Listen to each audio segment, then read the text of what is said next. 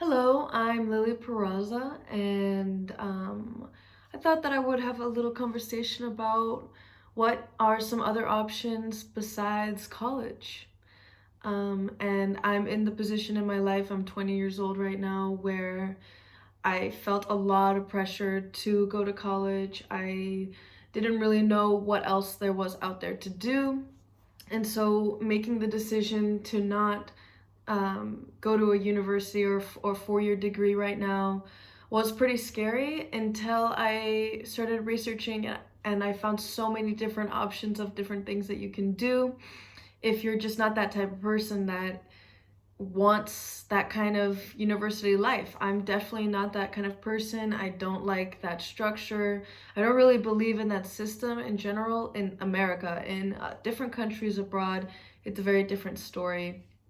Right now I'm studying in Spain. I get to go to a university here in Pamplona, and I have a bit of a taste of what it would be like.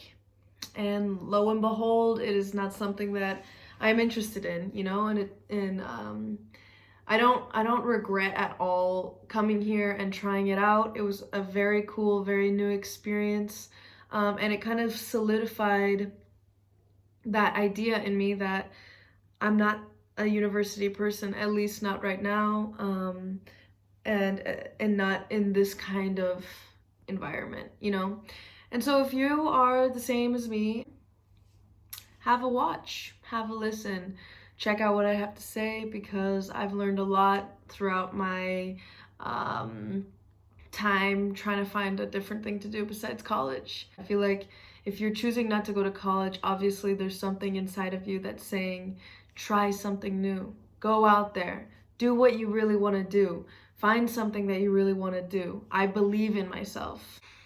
So I found several different programs. I've also found kind of a way of life that I want to follow that's outside of any kind of program type thing. And what I mean by programs are things like Occupational Wild, Workaway, Wolf Program, Au Pair. I'll link all of these in the description. These are all really, really great options if you want to travel or if you want some time to figure out what you really want, if you want to experience new things. So those are all really great options. I'll go into depth about each of these programs. I've really, really, really dove deeply into Occupational Wild. And I'm not sponsored by any of these people, obviously, because I don't have any subscribers, no views. Kind of need those things to be sponsored. But anyway, that's besides the point. Occupational Wild is an American-based company run by a really amazing woman. And it's kind of connecting people who are trying to find seasonal work and people who are trying to find seasonal workers. And it's a great it's not I don't want to use the word middleman, but it kind of is. It's just a place to get connected with people who are hiring, and it can range from jobs like forest and trail maintenance to hotel staff, yoga teachers, guides, all kinds of different things, and they come with varying degrees of benefits. Some include housing and food. Most of them are paid, and it's just really great experience. So yeah, that's a great one. That's in the United States. The next one would be Workaway. So I'm sure maybe you guys have heard about this, but it's another program. Workaway is connecting people who want to travel with people who need help on things like farms, boats, building projects, things like that. And usually they'll host you, and this is not paid. Maybe you can work out something privately that would help you have some kind of stipend, but it's a work live trade, so they usually house you and feed you, and then you won't have to pay for rent and things like that for staying in a new country, which is really great. If you want to do more of a slow travel thing, a long-term travel, I would very much suggest Workaway. It's an online platform. You pay for a subscription. It's really reasonable, and the people are really good people, great community. Again, if you like to get your hands dirty, if you like to be outside, if you're a bit of an adventurous person, definitely check that out. If you like a little bit of the manual labor side of things, which I really love, that's a great thing. There's a lot of building projects and things like that. I'm pretty sure there's also like school volunteering and things like that. So that's Workaway. The third one would be being an au pair.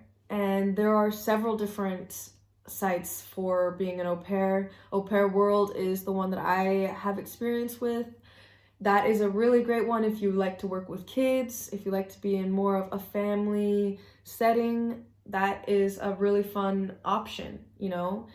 It's all about finding what you want, being specific in what you're looking for in your time and what you think will help you grow, you know? So if your long-term goal is to be working with kids or being in a kind of family-oriented career, I would say be an au pair for a few years. If you want to do a little bit more service work, if you're into volunteering, if you're into community helping, Workaway would be great. Occupational Wild is great as well. That is a working thing. That would be more of a career thing. Occupational Wild would be if you're interested in outdoors and stuff. Anyway, back to the au pair thing. That you just connect with families. It's much more of a smaller scale thing. You're helping out on a daily basis with a family and their kid. And sometimes they'll let you go to university classes at the local university of the city that you choose to be in. Or they'll have language opportunities for you, language learning opportunities for you. Again, living is free. You don't have to pay rent in the place that you travel to, which is really great. And if you're someone who likes to be surrounded by family, which I am a person who likes to be with family, like a mother figure, someone who kind of knows that you're there, knows that you exist, and can kind of be a bit of a protecting figure, I would definitely choose au pair. And again, if it's one of your first time longer term traveling, I would go for the au pair just because you're not going to be alone. You know, you're not going to be seen as an employee. It's like a family experience. Obviously, you're going to be working. All of these options are, you're working, you're spending your time with a certain community, with certain expectations, but that should be like really exciting for you. And it's very, very educational. It's a very new and fun experience that I feel like anyone who's choosing not to go to college should be at least open to some degree to putting yourself out there, because now it's your responsibility to put yourself out there and to find what you really want to do, you know? So it's very, very self-motivation based, I would say. So if you need a little bit more structure and you like it when people kind of tell you what to do and have expectations for you, I would say maybe try your hand at university. But if you think that you're someone who can kind of pave their own way and maybe you're a little bit more adventurous, you're not super studious, then maybe look at these different options. You could always, you know, start a blog. You could go for apprenticeships. So for example, if you're someone who wants to get into furniture refurbishment, I would say look around at your local community, see if anyone is doing that, and then go strike up a conversation with them, you know? Talk to them about how they got into the business, how is it can it support their lifestyle, those kinds of questions. And maybe they'll see that you're curious and they'll be open to teach you what they know, you know? So if you're interested in those more creative jobs or more niche jobs, I would say find someone in your community that does that and link up with them, you know, talk to them, and maybe they'll let you work for them. And then that is obviously just a snowball. Another big tip I would have is if you're going this route, I would say try to rack up as much skills as you can, as many skills as you can. And that could include an English teaching certification, or get certified to teach the language that you were, your mother language. That's a great one. If you're ever in a pinch, be a language tutor. If you're really great at drawing, try to commission some of your drawings or sell some of your drawings. A little bit of money could go into the bigger pot, the bigger goals. So if you have skills, try to capitalize on those. If you love yoga, try to get your yoga teaching certification, because all of these little sources of income are really, really going to help you get propelled towards the bigger goal, which could be, so many different things. So as long as you're willing to put yourself out there and actively search for opportunities, like being part of a program, or being part of an apprenticeship, something along those lines, you'll be okay. But it does take a lot of self-motivation. There's no one that's gonna come knocking on your door and tell you that you need to do these things. It's up to you. But that's what's so exciting about it, because now, maybe for the first time in your life, you have complete agency over your actions. You have complete control over what's happening. And I, for one, happen to think that is an amazing, amazing, amazing thing, is to have control over your life and not be forced or pushed into doing something that you don't want to do, especially something that's so unbelievably expensive. And another big benefit of not going to university, not going to college, is the debt that you won't have. Maybe you'll have different kinds of debt, startup debt, whatever you're doing, traveling, but I'm sure it's not going to be anything compared to the student loans that unfortunately so many Americans are suffering from. And that's a big reason why I chose not to go to college, is because as someone who doesn't really see any benefits for me personally to do that, there's a lot that you have to give up. All of that time, all of that money, that huge commitment, it seems like something that people should be encouraged to think a little bit more deeply about.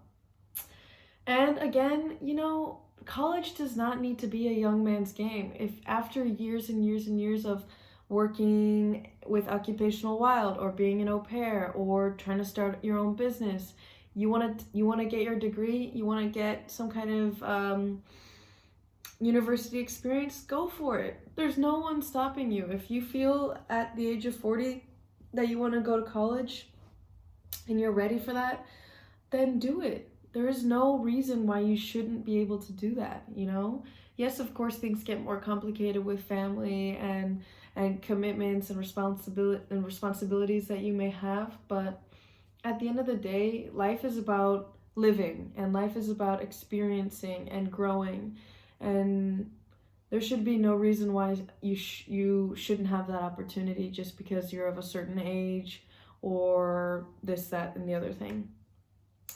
So I just wanted to let you guys know that I believe in you and I trust you to make the decisions that will make you happy at the end of the day, because nothing else matters. If you're not happy and you're not enjoying yourself, then why are you doing what you're doing? Then look at your own priorities, and find courage to stand up for what you believe in. It is hard. It is very hard to, tell your parents, or the stigma behind not going to college is real. Like, people look at you differently. People are confused as to what you're doing. They think that you have no guidance. But you just gotta get used to it, because it doesn't really matter what those people think. They have their own thing going on for them, and you are in your lane, doing what you need to be doing. And I'm in my lane, and all I can do is share the resources that I have. And I hope that maybe you guys learned something, or maybe opportunities were shown to you that you weren't aware of before. But yeah, mostly it's just about reaching out and grabbing what you want. So leave a comment down below if you go to university, if you don't, and maybe why you trusted your decision or why you liked it. I'd love to hear what you guys think about that, and I hope you have a great day.